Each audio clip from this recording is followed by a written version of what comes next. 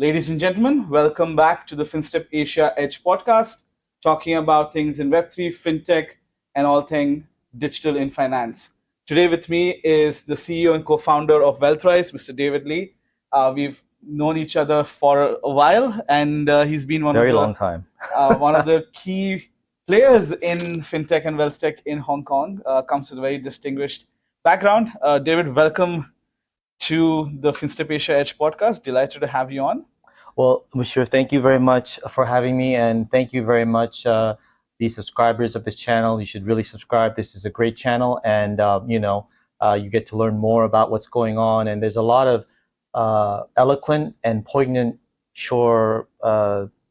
episodes that need to be consumed and subscribed for. So please click the subscribe button for Musheer. I certainly am, and so is everyone at WealthRyse. You're very kind, and this is not a paid promotion. It was David being nice to us.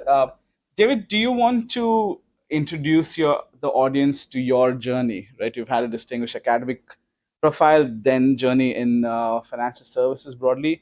I would love to hear of your professional journey, and then moving into your entrepreneurial journey in fintech and wealth tech. Absolutely, Musheer. So I think it's always good to start with the story, Sure, right? go And for it, so yeah. my story begins quite a long time ago. So I was born in the States in a place called Oklahoma, Sure.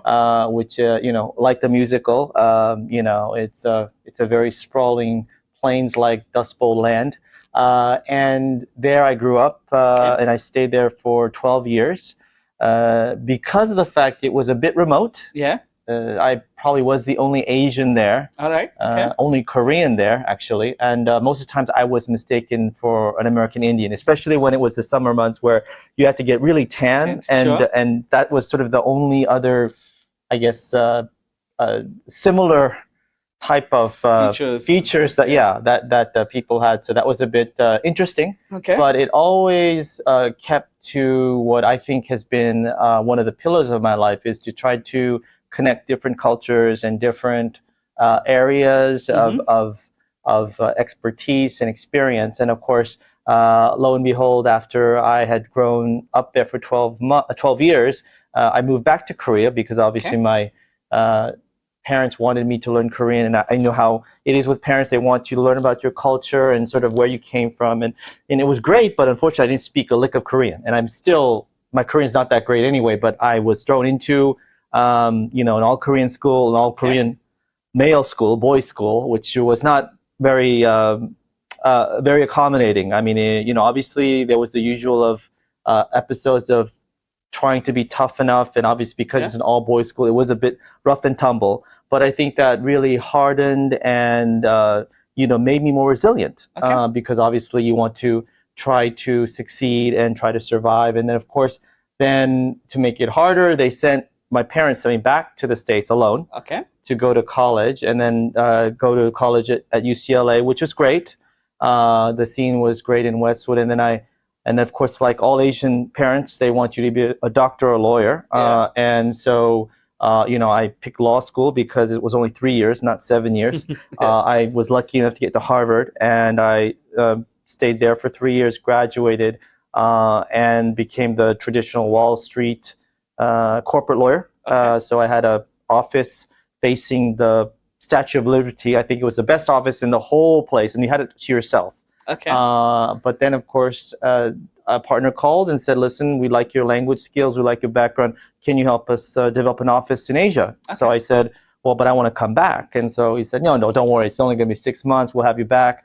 It's been more than 6 months, as you probably know. That's what they all say. That's what they all say. I'm sure you have your own thing. So I think after that, I came back to Asia. I was in Hong Kong, but I really didn't stay in Hong Kong. I was traveling to Korea, Japan. It was the usual gamut. It was like taking airplanes like they're buses. And we built up the practice. And of course, then I got an itch to get into investment banking, which then I was then scouted by Credit Suisse for the investment banking role. And then they're now UBS. And then, of course, after that, I jumped to the buy side to... Still tough to absorb that. Yes, it is. It is. Now UBS. Yes, that's true. That's true. And after that, I went over to the buy side to work for the largest Korean PE fund. And then, of course, my primary role was to essentially harvest from the fund, and obviously IPO, exit, trade sale, buyout, leverage buyout, whatever. Sure. And then after a while, when we harvested everything, I was able to take a breath because it was a very long journey up to that point, and sort of assess where my life was. And at that point, obviously there were these new startup ideas coming forth. Fintech was a huge thing, and I think that's when we first met. About 6-7 years ago. Correct. And I decided to dabble in that. I was able to luckily, meet people that were very helpful. Invested in a fintech company, a couple of fintech companies. Very few. I'm not a rich guy, so I just wanted to make sure that, and obviously help that grow. And I think that we've been successful. Yeah. I'm very happy with where we are. And then after a while, I think it became more of a journey that I thought that I needed to take on with respect to what the pain points are in fintech, the way I understood them from the many years that I've was able to experience through many intermediaries, shareholders, investors, yourself. And so that's how I came to be here. And I think generally the overriding factor and sort of the theme of my journey has been more of, and again, I hope it's not self-serving, but just to be honest here, I think for every startup founder, I'm sure if there's a common thread, it's essentially resilience. I was going to say that, yeah. And because I think that's the primary ingredient for every founder, whether that person is successful or not. I think that's something that's a common thread, and you being thrown into many different environments, much like yourself, there is that experience that you need to undergo. There is a trial by fire that people need to experience, right? And as a result of it, I've met a lot of wonderful people, fabulous individuals, great people with vision, dreams, aspirations that are extremely honorable and for the societal good. So yeah, it's been very, very gratifying. And up to this point, I think I have no complaints. That's great to hear. I think resilience is a key element that we see across entrepreneurship. You see it across sports, especially in endurance sports, and it's a lot to do with your mental fortitude and what you're thrown into, right? The proverbial, if they need to swim, throw them in the water conversation that your parents have did to you when you had to go into the all-boys school in Korea. But again, you have had instances where you've been entrepreneurial since the beginning. When your firm sent you over here, you're essentially growing business, and this is again being an entrepreneur, as people try to call it. But I think it's the same kind of focus, right? You're building business, you're treating it as your own, and you're looking to grow. And a place like Hong Kong provides a lot of space to do that. It's not easy. It is, and I think that's one of the quirky things about Hong Kong. If you're you always say, and a lot of people say in startups, you wish you could build something, and if it fails, fail quickly, right? In Hong Kong, it's a situation that happens with quite a few people because the cost of opportunity is very high. In case of you're not doing what you were doing and you take up startups, and secondly, to survive, the cost of running an operations, maintaining yourself, etc., can be extreme. So you really have to be very revenue focused from beforehand, or get backers very early in the journey. Now, what would you say are 2 or 3 things that you've learned through this entrepreneurship journey, in addition to the key to having resilience, right? What would I say? One lesson that you learned, which in your early days, which paid you stead in the latter years, as it were, and secondly is something that you discovered about yourselves beyond the resilience part. Sure, that's a great question. And just to answer, I think that from my experience, which is not, I'm sure that there are people with more experience than I am, but according to what I think, there are 3 common characteristics that are required to have a chance, and I'm repeating this again, a chance to be successful. Once again, you have to have timing and luck on your side. Some people say it's 80%. Some people say it's 99%. Who knows? Yeah. But that's essentially something you cannot control. So if I were you, I would not lose sleep over it. Yeah. But the things you can control, there are 3 characteristics that I found that throughout my journeys, including meeting yourself as a very successful founder of this podcast, and obviously other things, share. And the first thing is actually the hungriness of trying to achieve what you want to achieve. So you have to be hungry. You have to just go out there and you have to want to do something. It's not a question of, well, I want to do it because of this. It's just the hunger has to be unexplained. It has to just always come up, and it's like something that just magically appears. Fair. In a way. And it cannot be extinguished. I think that's the most important thing. Now, the second thing, which is equally as important, but sometimes people do forget, is humility. And you've always got to realize that despite the fact you may be a unicorn, you may be a decacorn, you may not even be a revenue generating company, there are people that are much higher up the food chain than you are, that will work harder, that are smarter, that are better funded, that know more people. And, and life's not fair. So they may have some unfair edge over you or your company, but you have to be humble and to accept it. Okay? Acceptance is the key. If you try to justify it, if you try to build yourself up, and again, I know marketing is key and you want to really be that sort of wheeler dealer, that's fine, but you have to, at the bottom of your heart, understand that there's so much more to do, so much longer to trek, and you have to put other people first. That is the true meaning of a leader from my perspective, is to take care of those around you, and then you can go ahead and do what you need to do and pursue that vision. And that's, I think, really key. And sometimes as a leader, when you get that first fundraising, maybe you get the first client, you think you're the bomb. But you have to really realize that that's only one client, that's only one fundraise, and you have 20 more to go before people will start thinking of you as the next Elon or the next Jeff, right? And the last thing, which is I think the most important, and there's been a lot of terminology used for it, but I think the most important thing is fearlessness.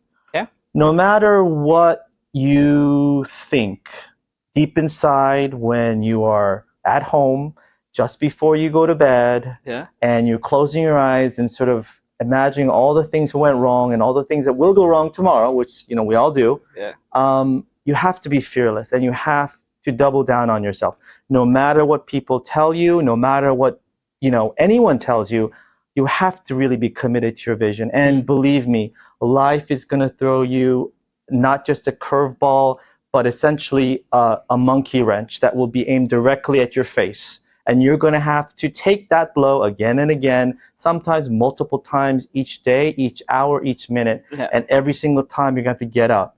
And that, I think, is the most important trait. What you call it, fearlessness, you call it aspiration, you call it courage, you call it bravery, whatever, stupidity, or something like that. I mean, you just have to believe it, and you have to believe in yourself. That's, I think, the main crux of what you need to go, and you really need to be really willing to give up everything and more. And remember what I said before, it is just for a chance to be successful. That doesn't even guarantee you success. So that's, I think, those are three things: humility, hunger, and fearlessness. These are the three things that are a prerequisite, excuse me, I can't speak today, for being, I think, a founder that has a chance for success.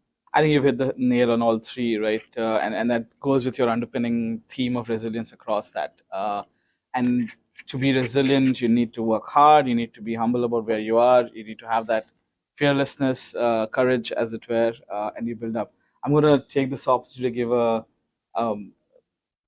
to say you should also follow up Neil Tan's podcast, which is on resilience. It's called the Resilience Podcast. Neil is the ex-chairman of the Fintech Association and talks to a lot of founders. So you can delve deeper into that topic. We'll have the link below for you to review it. Coming back to these, so you've had this opportunity of first, working for a corporate, right? Having been in a highly competitive environment, then being the entrepreneur, building the business, and then becoming an entrepreneur yourself. So tell me the journey of transitioning from one to starting another and the story of WealthRyse. Sure, absolutely. So I think transitioning from a corporate is essentially trying to, and again, I don't equate or I don't condone caging, any type of living animal, but let's just say you're going from a zoo to going into the jungle, into the wild. And and you get fed 3 times a day, I'm sure, but in the wild you have to essentially, you have to get your own food. Analogy before, Yes, but yeah, it makes sense. Yes, and it's very, very shocking. Yeah. And this is what I think by being fearless and brave is because the fact is that there's going to be a lot of things that you're not going to know and that are going to come at you at lightning speed. Yeah.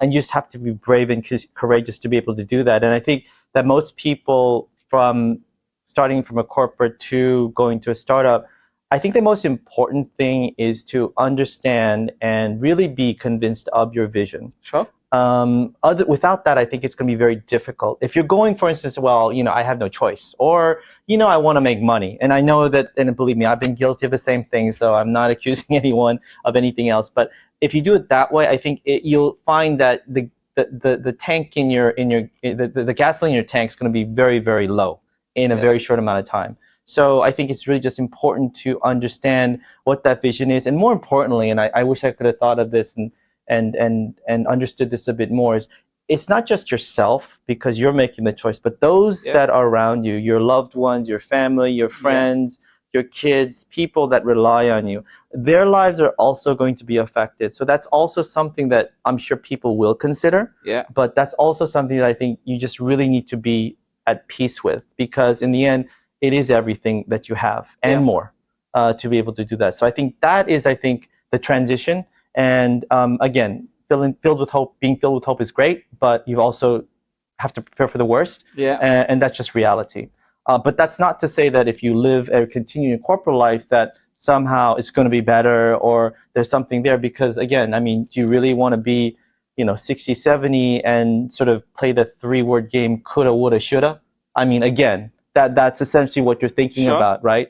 So that's, I think, the thing that I would say. Now, in terms of the current company, which could not have been founded, nor could have it been, on the road to success or even started without past shareholders being supportive, past partners, past founders that have worked with me supporting the business. I don't think I would have been anywhere close to where I am without them. So it's just a multitude of gratitude for those that have supported and are continue to support, including all the people that have worked with up till now, to which they are very successful as well. I think WealthRyse started when I believe that we need to really address a pain point, which again sounds a bit,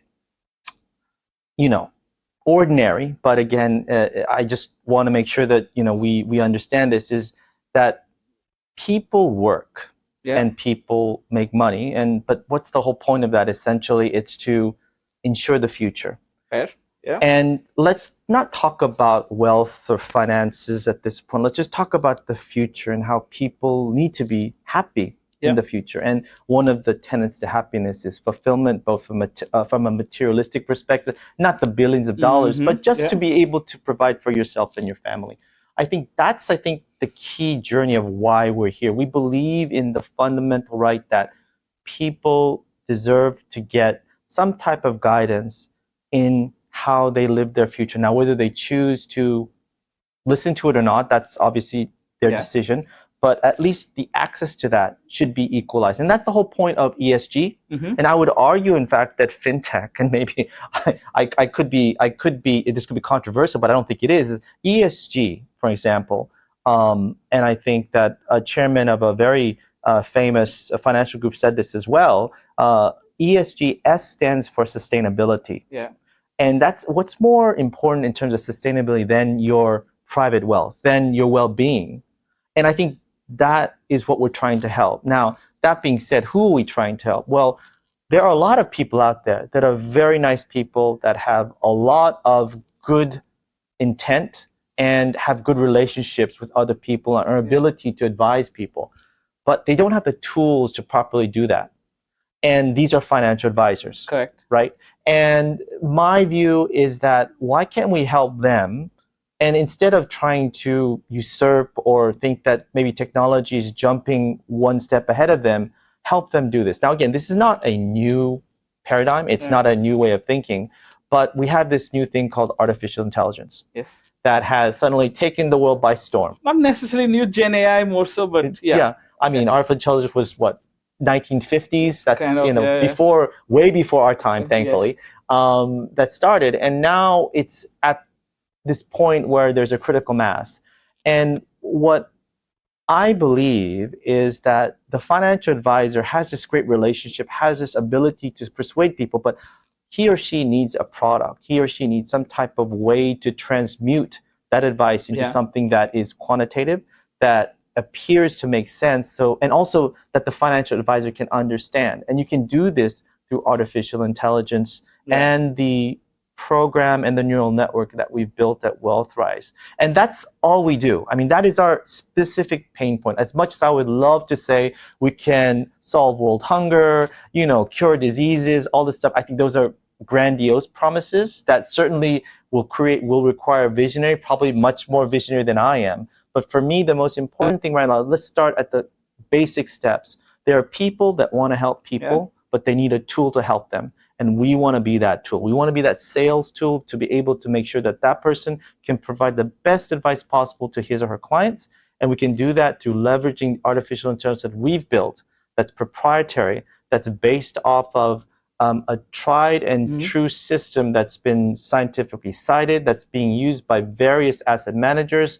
And, lo and behold, hopefully a new client that we've already onboarded.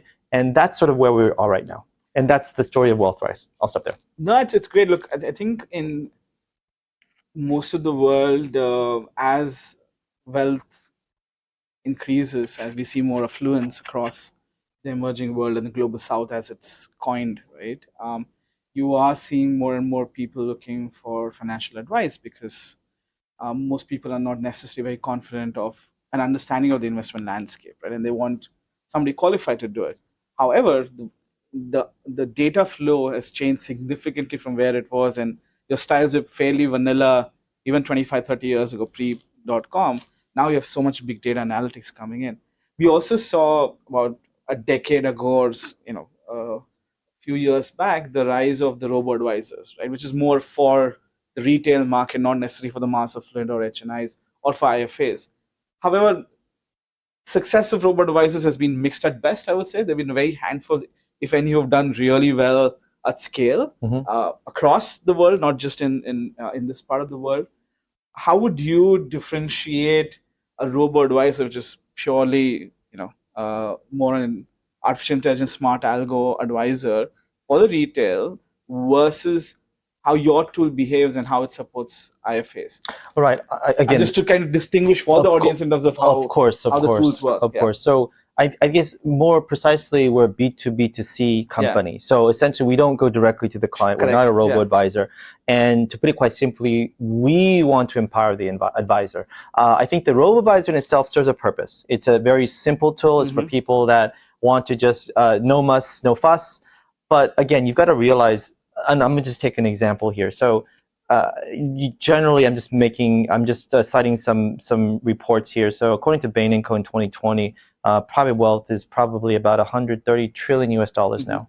Of that, about 40% is in the emerging mass affluent, lower high net worth, and obviously mass retail. So that's 40%. So that's a pretty big number, probably about 50 trillion US dollars. So of that amount, it's continuously growing. I mean, in Asia, it's growing about a 7.5% per annum clip.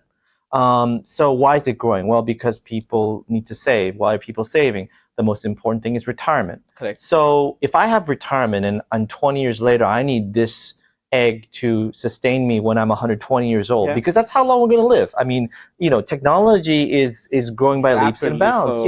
For longevity. Yes, right. So am I going to, and again, it's nothing to disparage about robo-advice, but am I going to put it into a black box, which it's really not explained to me how it's done? All I know is that it's supposed to be pretty safe. There are no physical branches. If there's a trouble with my account, I have to email or do messaging. Am I going to put all my eggs in that basket? That's on one side. Okay. Now, on the other side, there's a DIY solution. I can go and after work, putting the kids to bed, 9 p.m., I'm exhausted, but I still have to manage my wealth. I go to YouTube, I go to TikTok, watch the videos. Influencers. Influencers who say, I have this foolproof or risk-proof plan of making money off of options trading. Anybody can do it.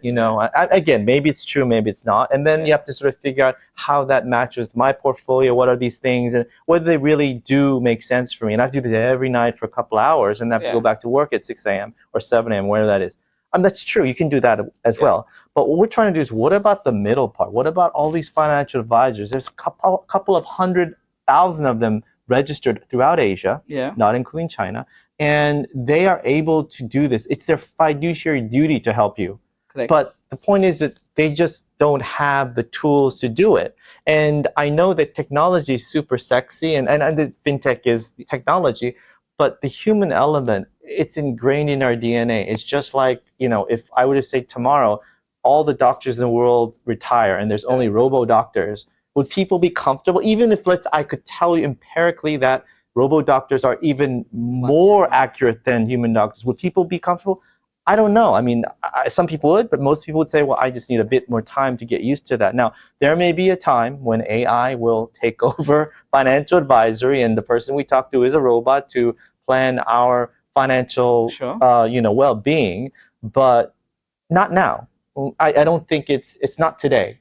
And that being said, there is this huge pool of resources that can help society. And I'm talking it just from a point of that every person that's looking and that's listening to this YouTube video and seeing Musheer and listening to his podcast about how it can help me in my ordinary day life. Because people are simple. People want to just be happy, want to have enough to survive. I'm sure people want to be more wealthier. Who doesn't? We're all greedy. But so long as I can be happy and moderately successful, and I can take care of my family, myself, like I said earlier, it should be enough. And that's where we need to go to with the help of these financial advisors.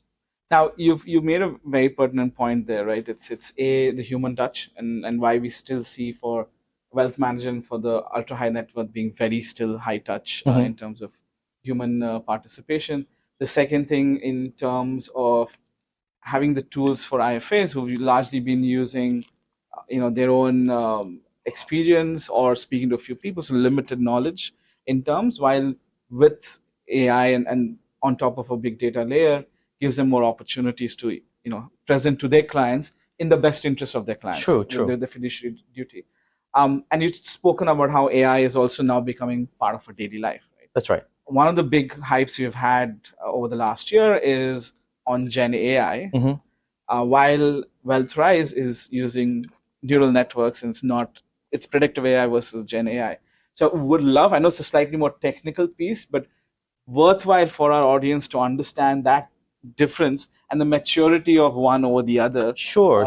In general, right? Absolutely. I think you hit on a couple of good points, so I could go back to a couple of points that you've mentioned. So first of all, we're targeting obviously the lower high net worth and below. I'm obviously the Jeff Bezos of the world, the Elon Musk. They're going to have private bankers lying down the street. But if Elon and Jeff are watching this video, kudos. WealthRyse and is open for yes, exactly. We're happy to help. We'll be more than happy to sit on the sidewalk as much as other people. So, but anyway, getting back to your question, I think the point here is that the technology that we use, obviously a lot has been, I guess,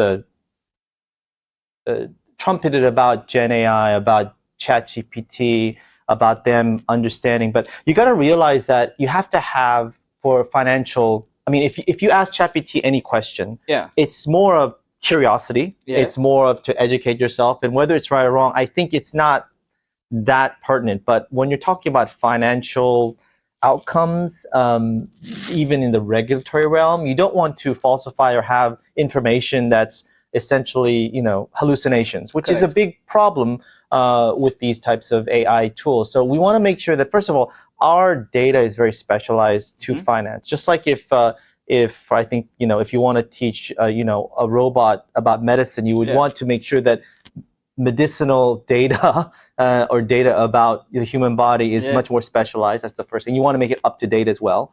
The second thing is the fact that because it's a neural network, it actually learns as to what these patterns are. So if I could equate, and I'm just going to make a very rough estimate, because I know I only have a limited amount of time, about how our algorithm works. We can say this. I don't know if people remember AlphaGo.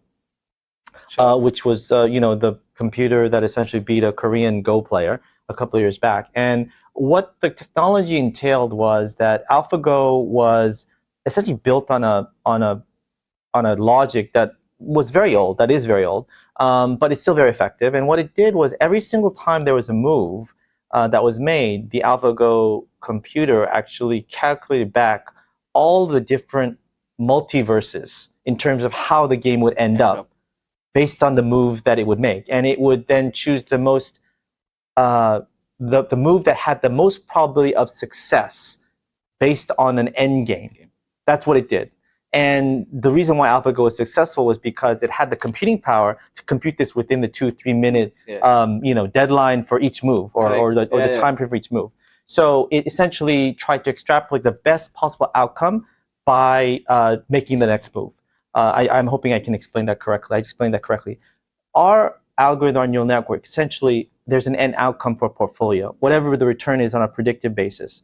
And it then stipulates and assesses a rebalancing that would most likely, make sure that that outcome, or ensures that that outcome is the most likely one to occur. Sure. And that's the way the neural network works, with the fact that it can also be API driven. Because again, I think the key point here is that we don't want to be in front of everyone. There are always systems, and this is the whole point of being a financial advisor. Because you want to help a financial advisor, but the financial advisor, what they want is they want that easy way to sell and to persuade and to rebalance to people. Again, I want to use the word sell in a way that's not just selling anything, but really to make sure that the person is valued. And to do that, you have to be the least disruptive. At the same time, you have to make sure that you have the most efficient way possible of doing it. I know it's trying to catch two birds with one stone. It's like eating all you want at a buffet, but then losing 10 pounds after you eat the buffet, which is, again, it could be possible. Who knows with technology? But chia seeds and exactly. Oats, all you can eat. Exactly. So that's essentially the logic there, is to ensure that possibility of maximizing the predictive return is then shown to the client. But again, when you show it to the client, you want to make sure that it's done in a simplistic way, that the financial advisor, because we don't want to make the financial advisor look unintelligent, nor do we want to make the financial advisor unsure. They want to have a high conviction that this will help their client. And by making it simple and sticking to, essentially, if you rebalance your portfolio, you'll get this return, or this return interval. If you don't, it'll be this return interval. And you're moving them more to the right to ensure that they have a higher return and less possibility of loss. And that's essentially how I think things should be done, because the fact is when you're doing something, you want to think to yourself, I'm doing this because I'm better off by doing it, as opposed to not. And that's essentially what we're trying to make sure we can push. I know it's not a technical answer, Musheer, but it's human nature. And unfortunately, wealth is very human in a way. Yeah, I mean, I think it's a key in terms of its predictions. Whereas a lot of Gen AI LLMs are used for giving answers on what is, right? Versus future predictions also come, but here it's learning, it's adding. It is not technically, I'm assuming, as heavy when it comes to the technology requirements itself, right? So the other question that kicks in is LLMs and Gen AI needs a lot of computing power. That's correct. Right?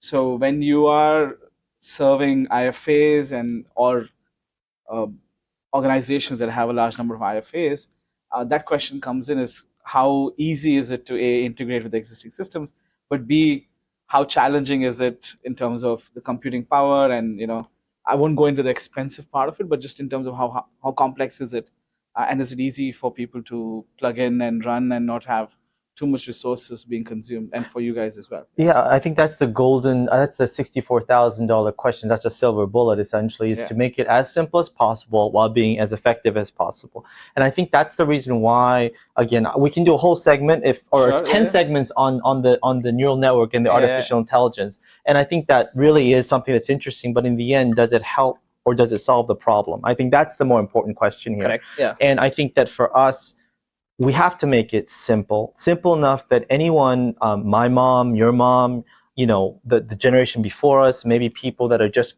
getting into wealth management can understand, can be comfortable at knowing what it is, and then going forward with it.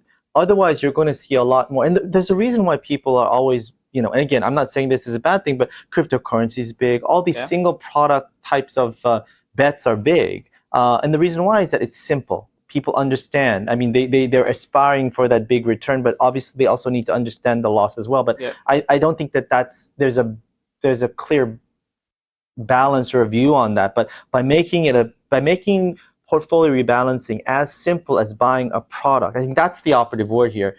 Then you're able to then usurp and actually mitigate the risk, while at the same time providing a service or a product that's value add that someone else can actually leverage, and to increase the well-being and obviously the utility within society, if that makes sense. It makes sense. And I want to also understand and get this from you. My understanding of WealthRyse is it's a tool that not only increases the efficiency of a IFA's advice, but it's also enabling prudent decision making for the end investor, the customer. Right. In a lot of cases, when we hear of investment tools, the conversation is about, hey, this is going to help increase your portfolio by X percentage, 20, 30, beat the market by 30, 40%. That's right. And so just want to hear from you and validate whether that my understanding is correct, but also about distinguishing between a tool that enables you to most efficiently rebalance your portfolio or maintain your portfolio versus a tool which is meant to be a large predictive model for high risk investments or high return investments. I mean, I think if we could predict the future, that would be the best tool in the world. But unfortunately, we don't have that technology yet. Although I'm sure people would want that. I think the key point here, I think, in one of the key issues that we're trying to solve for the financial advisor through the rebalancing is a product, is a service. But in the end game, what do financial advisors really want? They want that engagement with their client. So essentially, it's the ability for them to go every week or every month to come up with something reasonable that their client will be interested in. And again, we've got to trust the financial advisors to know what they know, what's best for their client, right? And that's essentially what WealthRyse is trying to do, is trying to provide that rebalancing on tap, on demand, for that client, for the financial advisor to persuade that client that this is a good idea. Now, will the client always rebalance? No, it won't. And will the client always take the financial advice of that financial advisor? Probably not. But if the financial advisor can get in front of the client every other week or every month, periodically, there's going to be a very good chance that the engagement will happen. And sooner or later, there will be some type of outcome. And it could be an outcome of they're never going to listen to the advice, which is probably highly unlikely. It's probably as highly unlikely as someone listening to the advice all the time. There's always going to be in the middle. And so long as you can engage more times, there's going to be more familiarity. It's like, property buying, right? I mean, there's a property agent calls you every month. And suddenly you're you have to move, or you want to buy property or sell property. Then you call that guy. You won't call a person that's going to call you every 6 months or every year, right? And this is sort of what we're trying to assist in and try to be that co-pilot to be able to drive that engagement, if that makes sense. Well, that makes total sense. I was just thinking about the joke on the Finternet or financial Twitter, as it were, that whenever Jim Cramer gets into something, you go in the opposite direction because his track record is so good. Yes. On calling out things, and it goes on the opposite direction. True. So hope that doesn't happen to Bitcoin. But that's still helpful, right? In some way, right? No, it's an indicator. Yeah, it's an indicator one way. Yes. Yeah, it's just about how you treat the output, right? Jokes aside, now you've entered the market. How are you seeing the reception of such tools in the broader market? I mean, I'm also want to temper this with the fact that we've had the use of technology, but also various forms of smart algos and artificial intelligence in financial management, investment management for decades, right?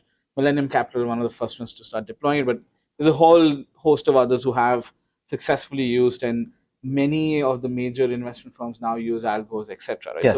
So that's the technology and the concept per se of using artificial intelligence or smart algos to enable an investment decision is not new. But how are you seeing the reception broadly from the market when it comes to a tool that is enabling financial advisors, and it's a co-pilot. I actually quite like the term of a financial advisor. What's been the general things that you have learned from the market in terms of the need, but also in terms of a receptiveness to it?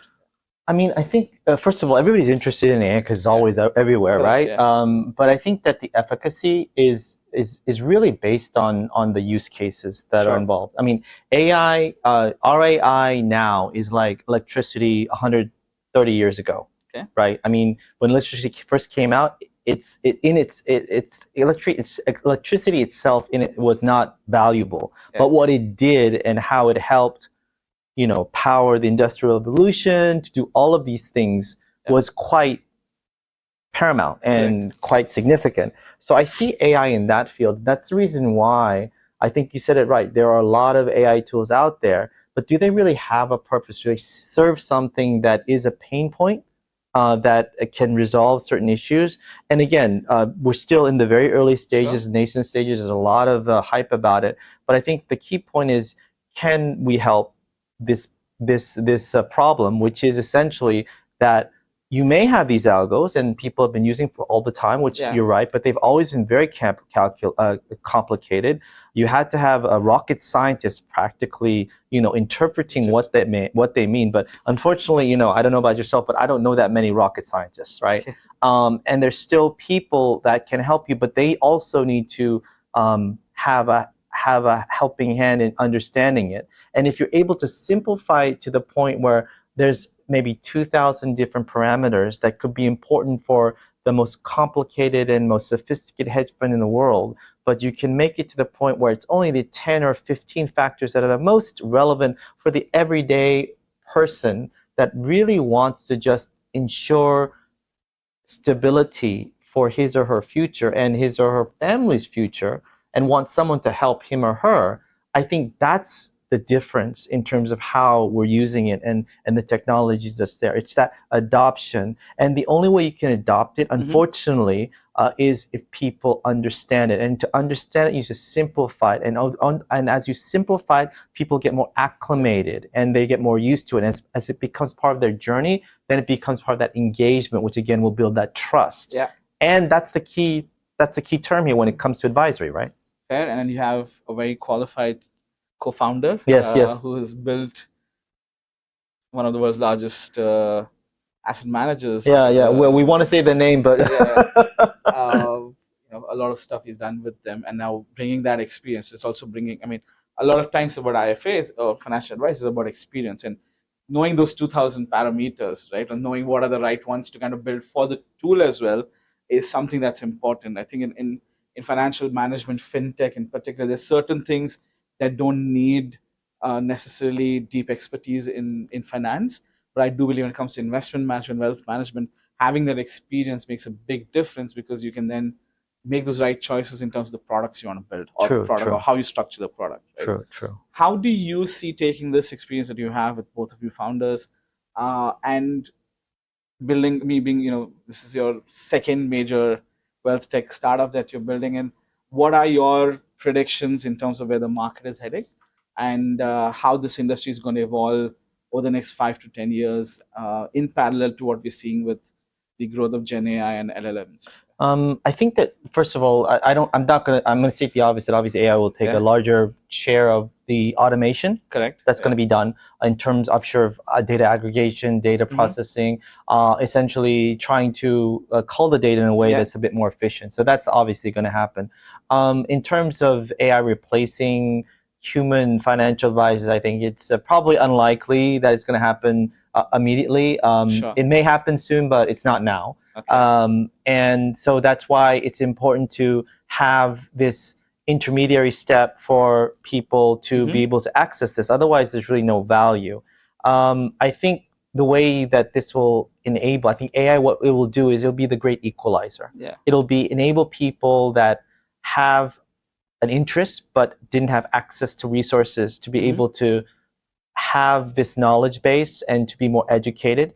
And I think that generally speaking, this will enable people to be a lot more literate, Yeah.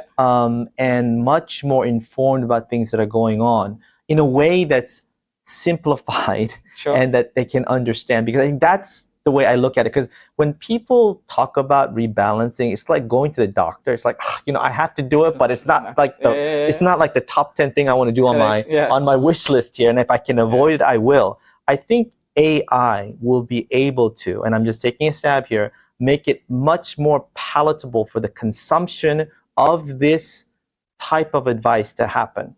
Yeah. Because again, what did people do before typewriters? They used handwritten notes. After typewriters, they used a computer. After the computer, they used pads and all this other stuff, right? But now it's all about visualization. It's about videos. It's about this 1 minute snippet. It's about these things where you can see them. And this is, I think, the way that when you visualize the delivery through AI, I think that's what's going to change the world. Yeah. I mean, I don't think people are going to be looking at PDFs anymore. I mean, it's going to be a whole new way of consuming some type of data in a way that's simplified that people understand. Yeah. And that's, I think, will really change the landscape. And with those tools, again, the financial advisors and the intermediaries and the people that really want to add value to a person's financial journey will be able to do so in a much easier way. I can literally see, and this is not impossible, for there to be, let's say, a 10-person IFA shop that would have probably 30 or 40 relationship managers, but they would not be actual human beings. They would be virtual AI avatars that would deliver the advice that they have in a way that's a bit more palatable. And that's the way I think technology will enable us to expand, encompass, and obviously, ensure the gospel of financial literacy to continue onwards to every person that wants it. And I think that as an extension, that you could see more loosely using the term democratization of investment advisory to the mass affluent, but just the mass market as well, because you can then build on top the avatars, etc. that you're talking about, which I do. I agree with you. I concur. Probably 3 to 5 year period, maybe earlier. I mean, you already have a bunch of things that are being created. Right. So it's not a question of whether it can be done. It's a question of how scalable it is at a reasonable cost, right? True. It's the same with LLMs. It's been around for a while. It just became that the cost of running them became so much better now because of the quality of data and generally investment. That's right. Now everybody has a Chat GPT or a Gemini or whatever, a Copilot, without paying anything, if not much. Right? That's right. So which then changes the whole conversation. It could probably be the same as we evolve. David, this has been a very, very interesting conversation. You're very articulate about this subject, which very few people are able to. Oh, thank you so much. I mean, that means a lot. Of learning for me. That means a lot. So has been a pleasure. Thanks again for running us through that evolution of AI, your entrepreneurship journey, and the future with WealthRyse. Ladies and gentlemen, stay tuned for more such interesting topics and deep dives in the world of Web3, fintech, and world of finance.